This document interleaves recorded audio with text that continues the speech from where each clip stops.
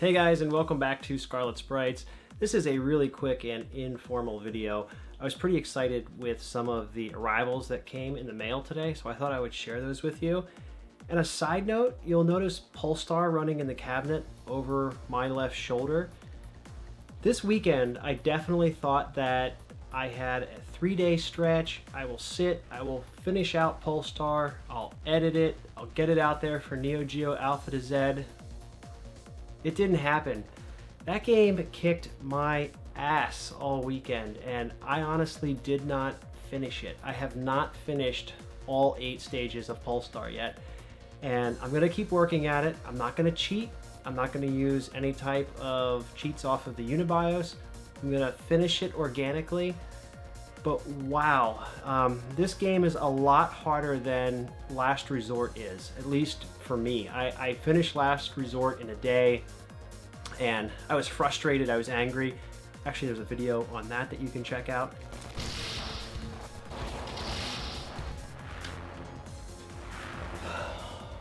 But I finished it.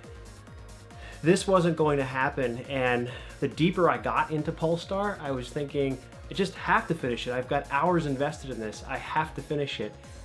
Didn't happen. But it's a good addiction. I feel like I have this love-hate thing going on. I was thinking about playing it all day today.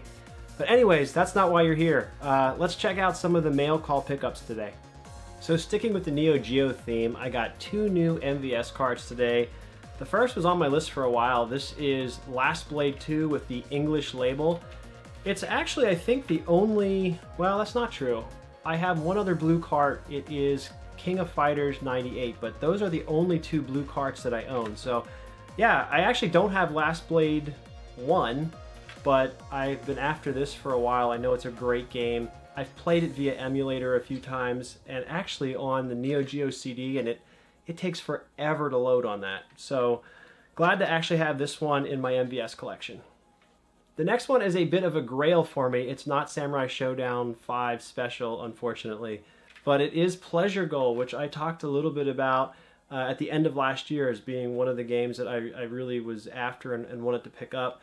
The label on this isn't fantastic, but this is such an expensive cart that I'm willing to make concessions as long as I don't have to pay an exorbitant amount of money for it. And in this case, I got a really good deal.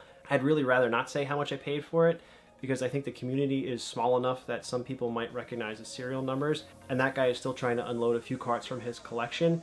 Really great guy, but I don't want anybody taking advantage of him. If he wants to disclose how much he gave it to me for, I don't care. But I think just in the interest of keeping everybody honest, I don't want him getting gouged on anything. The next arrival is something I didn't think I'd actually ever buy. It's the SD to SNES, mostly because I already own a Super Everdrive. That has actually given me a little bit of problems recently, and it was replaced by Stone Age Gamer, which is 100% one of the best reasons why you should actually buy these things from an official source. And then of course, with that in mind and being said, I picked this up for about half the cost of what Stone Age Gamer and Crix's website is selling it for.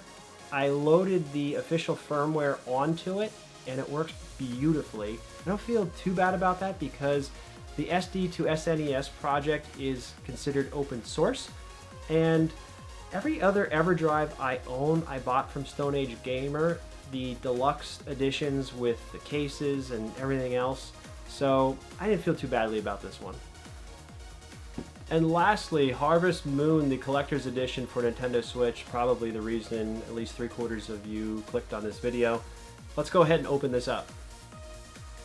So I guess before we even get so far as to opening this up, I am a nearly 40-year-old man that is now a proud owner of a plush cow.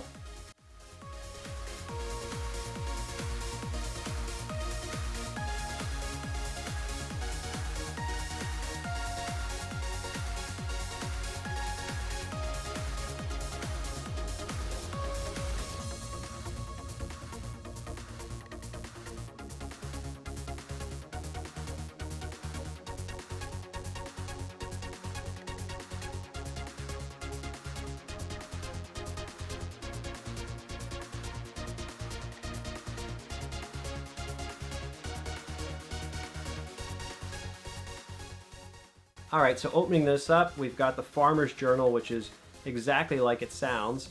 It is a journal with a lot of blank pages.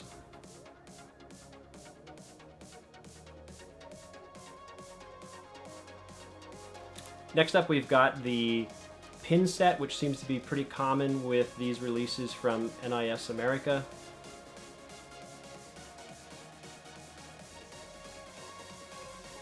And of course, the CD soundtrack, which is always my favorite part of any type of collector's edition. I feel like this is almost a must to include a soundtrack, whether it is CD or digital. And this is a little surprising because this is an actual CD as opposed to a USB memory stick with the songs on it.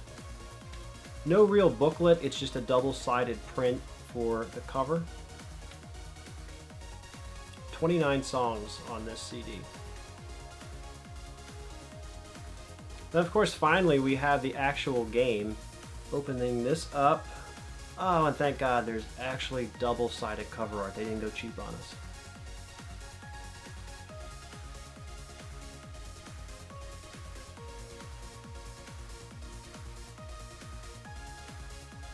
And so that is it for today, everyone. Just a really quick check-in. As always, thanks for watching. Don't forget to like, comment, and subscribe. If you've got tips for me on Pulstar, definitely feel free to leave those in the comments as well. I'll catch you all next time. Later, guys.